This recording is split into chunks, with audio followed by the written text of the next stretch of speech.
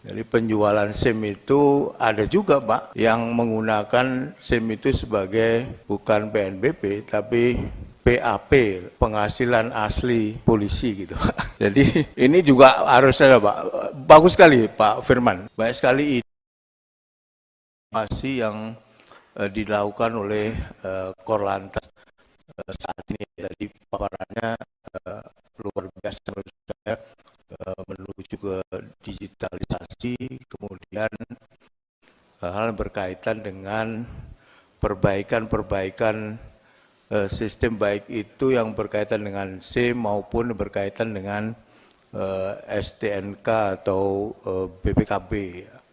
Tapi tidak satupun Pak Firman menyampaikan bagaimana langkah Kakor Lantas untuk memperbaiki hal-hal yang menyimpang yang dilakukan oleh oknum polisi, Pak.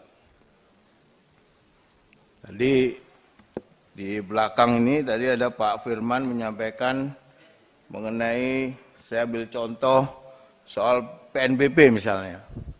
Jadi penyimpangan-penyimpangan yang terjadi seolah-olah karena PNBP dijadikan SIM dan juga BPKB dijadikan target untuk PNBP. Tapi di sini tidak dijelaskan satupun yang menggambarkan bahwa ada juga oknum polisi yang menyalahgunakan kewenangannya itu Pak, di dalam konteks ini. Jadi tadi ada penjualan SIM, tanda petik. Jadi penjualan SIM itu ada juga Pak, yang menggunakan SIM itu sebagai bukan PNBP, tapi PAP, penghasilan asli polisi gitu. Jadi ini juga harus ada Pak. Bagus sekali Pak Firman. Saya jarang memuji Pak di dalam rapat ini. Ini apa gebrakan-gebrakan Pak Kakor Lantas ini luar biasa menurut saya, banyak sekali. Tapi jangan lupa Pak, yang di belakang teknologi, yang di belakang sistem itu adalah manusia Pak. Pak Firman, saya sama SIM nih Pak. Jadi ada yang putaran 8 katanya mau dihilangkan. Sebenarnya menurut saya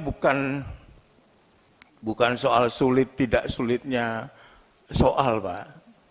Jadi ada yang nggak ikut tes juga lolos juga ada Pak yang punya SIM gitu.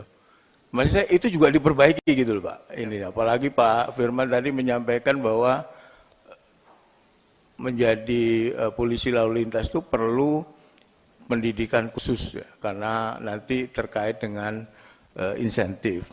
Saya menyarankan ini apa kerjasama dengan ini Pak, apa yang latihan setir mobil itu biasanya kan ada kerjasama. Tadi Pak Firman sempat menyinggung itu dulu ada sertifikat ya kalau nggak salah itu pelatihan mengemudi sebagai syarat untuk dapat SIM itu.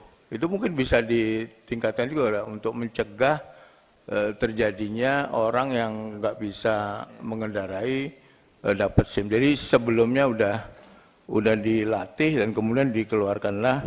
Saya nggak tahu ini jalan atau tidak ini sertifikat yang dimaksud itu. Tentu setelah kursus itu Pak ya jangan dipersulit lagi di permohonan SIM-nya. Jadi kira-kira itu Pak yang saya sampaikan. Sekali lagi saya mendukung apa yang tadi disampaikan oleh Pak Firman ya. Itu akan bagus sekali Pak kalau itu dilaksanakan tadi itu. Banyak sekali hal-hal yang perubahan-perubahan yang tidak hanya mengurangi pungli, tetapi juga bisa memudahkan masyarakat dalam kaitan dengan tentu konteksnya adalah tentang berkendara atau berlalu lintas. Tapi pesan saya itu tadi Pak, harus ada juga effort atau upaya-upaya untuk mengubah mindset polisinya itu Pak. Karena di akhir ini saya lihat tidak ada. Jadi seolah-olah Pak Firman, ini bisa berjalan kalau digitalisasi tanpa harus mengubah mindset dari polisi yang ada di bawah gitu. Karena itu perlu juga Pak, punish and reward itu perlu diperkeras lah menurut saya agar tidak terjadi hal-hal yang justru memberatkan masyarakat. Saya kira itu Pak Ketua, terima kasih.